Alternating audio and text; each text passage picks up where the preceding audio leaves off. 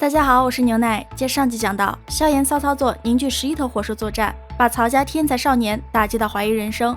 摆平叶家危机之后，萧炎一行人出发前往圣丹城。圣丹城内，萧炎一行人安顿好后的当天夜里，小医仙找到了院中感应3000焰炎火波动的萧炎。还没休息？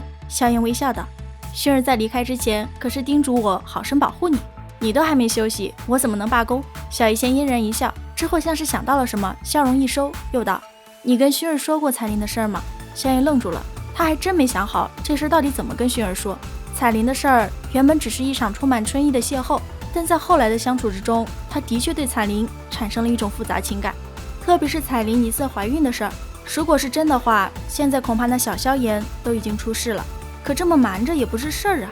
心中的五味瓶打翻了好一阵后，萧炎长叹了一口气道：“船到桥头自然直，等下次见到薰儿时，我会将这些事告诉他。”听到萧炎这话，小医仙不知是想要安慰萧炎，还是想要为自己争取一下，出声道：“在这斗气大陆上，男人3妻4妾也并非是什么稀罕之事，想必薰儿并不会有什么意见的。”闻言，萧炎苦笑着点了点头，并未接话。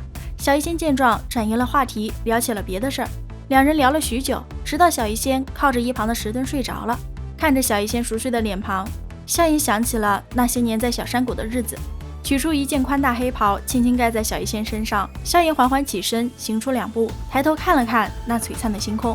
没想到这一看，萧炎的灵魂就进入到了一种奇妙的状态，灵魂力量如同水波一般在天地扩散开来。随着扩散的范围越来越大，萧炎的灵魂也越发的舒畅，直到灵魂视觉中出现了一条看不见尽头的巨龙。巨龙正在沉睡，其身体之上还缭绕着黑紫色火焰。那种熟悉的感觉，萧炎知道它就是3000焰炎火。就在萧炎凝神准备再靠近一点的时候，一道厉喝之声突然响起。何人胆敢窥视丹城星域？这声厉喝竟然将萧炎扩散的灵魂给生生炸裂散开。萧炎瞬间就从那种玄妙的状态中弹了出来，而那人从萧炎散开的灵魂之力感应到来者竟然是临近灵魂之后，立马回到了一处空间，同上头禀报。而另一边的萧炎感应着自己灵魂之内暴增的灵气，没忍住笑出了声。不过萧炎也知道这种机会是可遇不可求了，定了定心神之后就开始了修炼。当小医仙从熟睡中醒来时，已经是第2天了。看了看自己身上的黑袍，又看了看在石墩上修炼的萧炎，小医仙的眼中掠过些许温柔，正想说些什么，叶虫的声音却是突然在院外响起：“萧炎先生可曾醒了？”叶虫前来是为了带萧炎去丹塔的一处测试点，考取一枚丹塔认证的炼药师等级徽章，因为等级徽章是参加丹会必须配备的。对此萧炎没有异议，跟着叶虫就来到了圣丹城外域的一座古朴石塔之外。这里是丹塔设立的一处分塔，无数炼药师正不断的来来往往，喧闹不已。等级认证的考核区更是排起了长队。叶虫担心这样等下去，今天内完不成考核，就让萧炎在原地等着他，他去打通一下关系。望着叶虫离开的背影，萧炎脚步习惯性的后退了一下，旋即他就感觉到自己碰到了一具柔软的身体。轻呼声自身后响起的同一时间，萧炎下意识的回头捞人，没想到那眼看着就要摔个屁股墩的女孩却是急忙冲着他摇头道：“不要！”可惜终究还是晚了一点，萧炎的手掌已经抓住了他的手臂，下一秒盘旋在萧炎眉心处的灵魂力量便是喷涌而出，旋即被这女孩吸入体内。牙齿狠狠一咬舌尖，萧炎猛地松开手，有些心悸的后退了2步，震惊的看着面前的女孩。女孩胸前那一枚徽章彰显着她是丹家族人的身份。萧炎初到圣丹城时，便是从那神秘的雪白车轮上见过。你没事吧？从地上起身，那女孩怯怯地看了萧炎一眼，低声道。揉了揉手掌，萧炎不着痕迹地微退了1步。没事。见萧炎摇头，那女孩松了一口气。虽然有些奇怪萧炎为什么会平安无事，但总归是好事。又同萧炎道了歉后，也不等萧炎回答，那女孩就一头扎进了人群。萧炎正思索着这女孩不简单，叶虫的声音突然在其耳边响起：“萧炎，跟我来。”特殊测验室内，白家与邱家的人也在里面测试。这2大家族之前一直被叶家压在下面，如今叶家落了难，他们逮着叶虫和萧炎就是好一顿嘲讽。更是在得知萧炎要不自量力的测试7品终极时，哄笑成一团。只因他们白邱2家今日来测试的最高等级也不过6品高级。白家一名老妪讽刺叶家没什么拿得出手的也就算了，还把年轻一辈教得如此嚣张。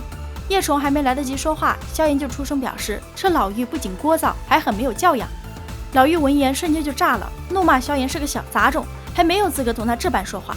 于碧抄起他的长指甲，就想一击划开萧炎的喉咙。望着那闪掠而来的老妪，萧炎眼眸微眯，他不介意给这个老太婆留一个难忘的教训。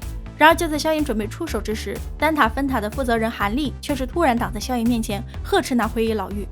老妪不敢再造次，只阴冷地盯着萧炎道：“小混蛋，日后不要让老婆子我单独碰见，不然的话，我不介意让叶家损失一个后辈。”萧炎没有说话，袖中的手默默散掉了杀招。那老太婆见萧炎不搭理他，更气了。族中小辈都测试完了，他还赖着不走。他等着萧炎考核失败，再好好的嘲讽一番。半小时后，他果真是看到亲自为萧炎测试的韩立摇头叹息着走了出来，而韩立身后的萧炎胸口处也是空空如也。没看到等级徽章的老妪立马挂起了得意的笑容。废物就是废物，再怎么蹦跶也不过是小丑而已。叶家完了。灰衣老妪的笑声又尖又利，刺得众人直皱眉。谁跟你说他未曾测验成功？韩立出声打断道。若是这小子测验成功，怎么不见等级徽章？老妪只觉得韩立是在护着叶虫的脸面，然而事实上却是，韩立觉得萧炎应该还能得到更高等级的徽章，正想着让萧炎去丹塔总部再测试一番。老太婆得知这一真相时，一脸的难以置信。但萧炎拒绝了韩立去总部测试的提议之后，韩立竟然真的将那枚象征着7品中级的徽章交给了萧炎。场中顿时一片寂静无声。要知道，即便是那灰衣老妪以及邱家的那位老者，甚至是韩立，都是未曾达到过7品中级的高度。妒火上头的灰衣老妪内涵韩立肯定是被买通了。闻言，被质疑控制的韩立顿时就生气了。灰衣老妪见韩立沉了脸色，不敢把人得罪狠了，立马说了几句软话狡辩，之后领着众人灰溜溜的就想走，结果萧炎却是叫住了他。小子，你还想送老婆子我不成？灰衣老妪转身道：“刚才是你在说废物吧？”萧炎微笑，旋即脚步轻轻朝前一踏，一拳轰出，直接就将灰衣老妪给打飞了。众人看着鲜血狂喷砸在墙上，抠都抠不出来的老妪惊呆了。你算个什么东西，也敢在我面前说废物2字？淡漠地瞥了一眼那瘫倒在地的灰衣老妪，萧炎转身冲着韩立温和一笑道：“韩执事在这里动手，抱歉了。”韩立深知一直是这老太婆在挑事儿，与萧炎这个潜力股交好也不是什么坏事儿，就没多说什么，让白家的将人抠出来将之带走。之后又与萧炎交谈了几句就离开了。回到叶家后，萧炎想再试试能不能进入之前的玄妙状态，在星空下一战就是1小时。可惜幸运之神却是不愿意再度降临，不过他也没亏待了萧炎。第二天，叶虫带着萧炎去了炼药师交易会。萧炎在交易会上不仅得到了炼制生骨融血丹的主要材料血晶腰果以及血骨参，还得到了一枚远古铜片，注明为药老炼制躯体需要生骨融血丹。虽然得到该铜片的过程有一点小曲折，甚至是得罪了玄冥宗的陈贤，不过无伤大雅，毕竟萧炎一行人的战力可不是吹的。回到医院后，天火尊者就帮助萧炎剃下了全部的铜锈，然后把铜片给扔了。萧炎与小医仙都有些不明所以，天火尊者调侃他们2人阅历太浅，让萧炎用异火煅烧铜锈试试看。只见那铜锈在萧炎异火的煅烧下，逐渐变成了5粒淡黄色的粉尘，而且颇有灵性，竟然是运灵粉尘。